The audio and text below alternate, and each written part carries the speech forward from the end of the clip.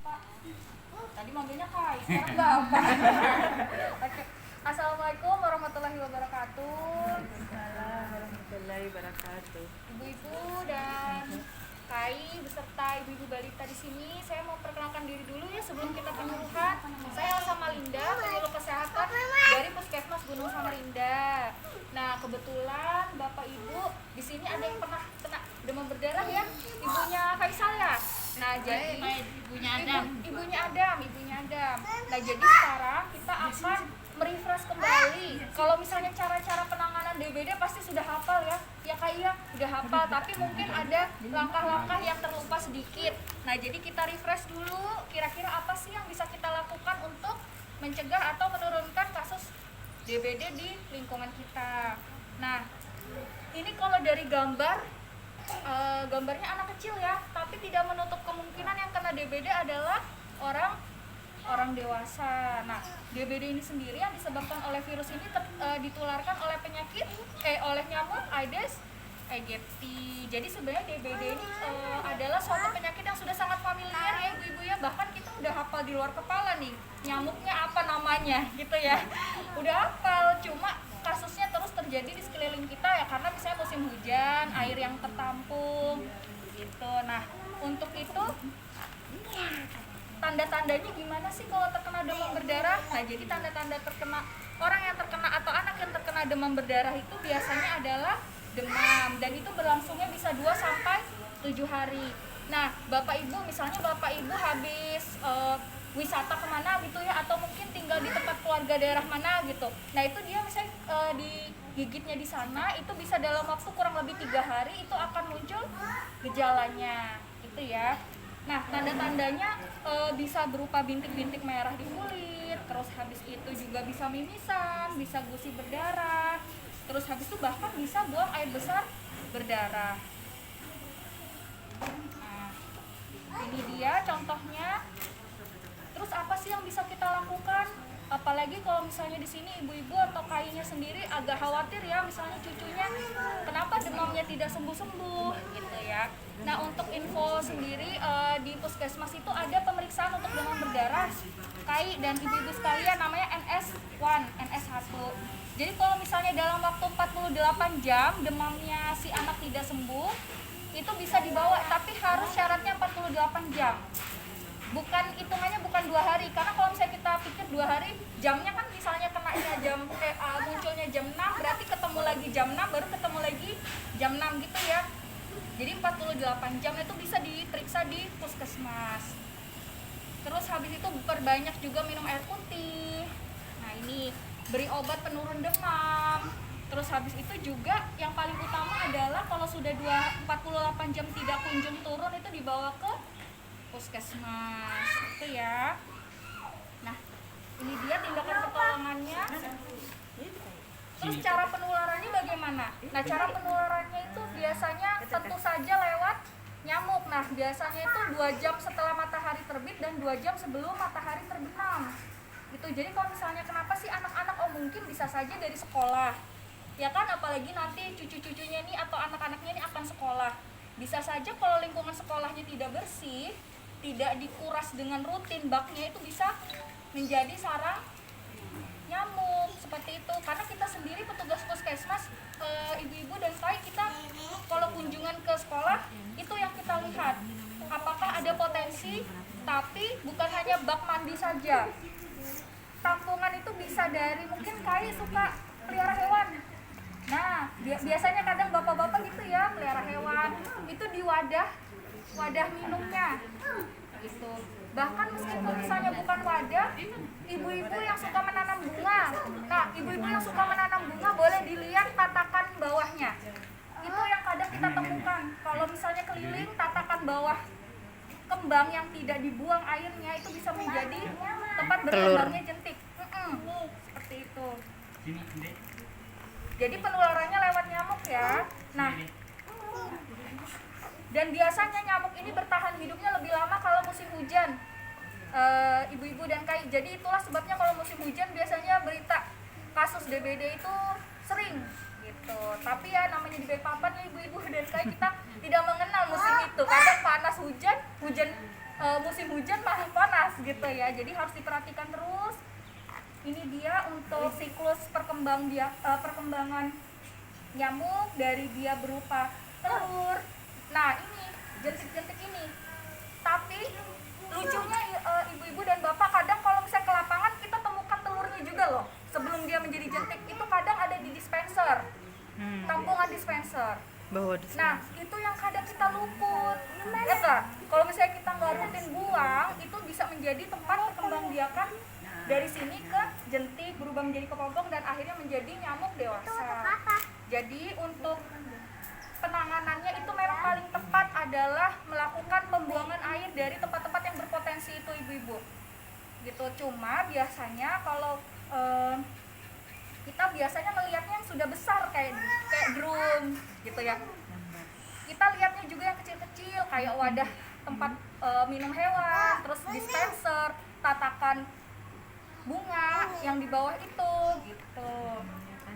Kalau kulkas sudah nggak ada yang punya kulkas tampungan di belakangnya kayak kulkas zaman dulu, biasa ada tampungan air di belakangnya. Nah itu juga harus rutin dibuang airnya. Nah yang suka mungkin di belakang rumahnya ngumpulin barang seperti ini, tidak dilarang ya ibu ya kalau misalnya ngumpulin plastik, mungkin nanti mau dijual lagi atau misalnya mau digunakan, tapi jangan terisi air gitu. Jadi dibalik posisinya gitu, dibalik, cara penyimpanannya dibalik. Nah terus bagaimana caranya supaya kita bisa selain memperhatikan hal-hal yang kecil itu, tentu saja dengan menguras bak mandi secara rutin, membuang tampungan yang membuang air di penampungan yang sering kita lupakan, yang kecil-kecil. Nah ini juga bisa, tapi biasanya ibu-ibu dan kai, biasanya kita kalau zaman dulu ditimbun ya barang bekas. Kalau zaman sekarang kan ibu-ibu biasa kreatif ya, dari barang bekas itu bisa diolah menjadi kerajinan tangan. Nah itu bisa juga mungkin di RT 53 misalnya ada perkumpulan ibu-ibunya, dari barang-barang bekas yang berpotensi bisa dijual lagi, itu juga bisa menjadi salah satu cara untuk mengurangi perkembangbiakan nyamuk supaya tidak dibuang dan tidak menjadi potensi wadah menjadi wadah lain. Nah ibu-ibu sama kai mungkin mikirnya kalau misalnya seringnya kita dengernya kalau ada kasus pinginnya fogging ya.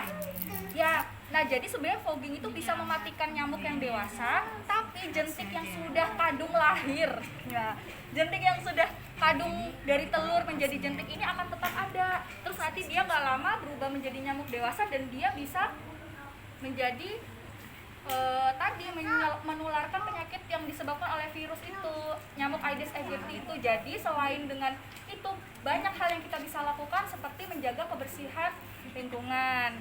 Itu ya Bapak dan Ibu sekalian, mungkin itu yang bisa saya sampaikan. Kalau ada pertanyaan boleh bertanya tentang DBD maupun tentang yang lain terkait kesehatan. Ada yang mau ditanyakan mungkin Bapak Ibu? Nggak ada. Kalau yang baru datang absen dulu ya, isi daftar hadir. Kalau misalnya nggak ada yang ingin ditanyakan, yakin nggak ada komen-komen tentang puskesmas mungkin. Fine, good semua. Ini orangnya bertiga lagi nih. Mumpung di sini ibu-ibu. Ini siapa tahu 3 orang lagi udah kayak ini ya. Siap di ini. Rio. Gambarin tadi panasnya tuh. Oh, Yang panas. awal, Bintik-bintik yang itu. pertama, yang kedua, bintik. yang kedua.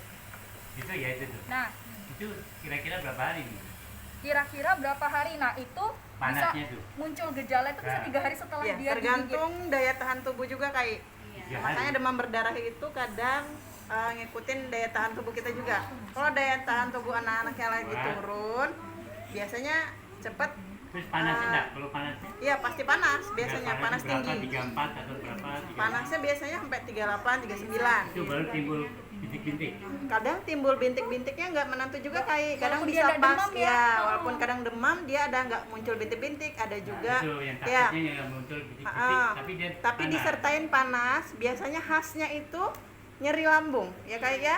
Pokoknya kalau demam ada disertai nyeri lambung itu sudah wajib waspada, ya. Tapi kalau anak-anak kan nggak tahu.